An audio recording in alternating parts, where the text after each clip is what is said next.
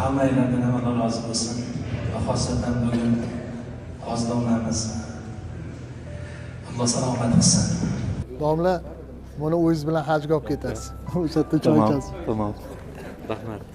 Gap sovg'ani katta kichiklikda emas. Bu e'tirof, e'tibor. Domla xursandmiz. Ayni kunlarda Rabbimqul domla bu yilgi hojilar xizmatiga bel bog'lab, Haj 2025 mavsumida guruh rahbari sifatida safarbar etilgan edilar. Shu kuni safarga chiqishlari bilan domla parvoz davomida uyquga ketganlar va shu holatda uyg'onmaganlar.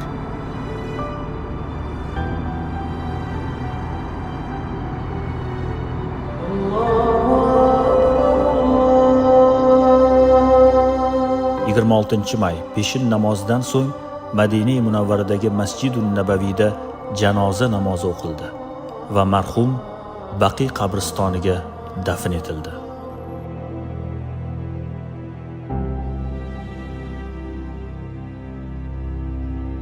Rabbimqul domla muborak zaminda Rasululloh sallallohu alayhi va sallamga qo'shni bo'lib, ularning shafaatlariga musharraf etilishlarini Alloh taolodan so'raymiz.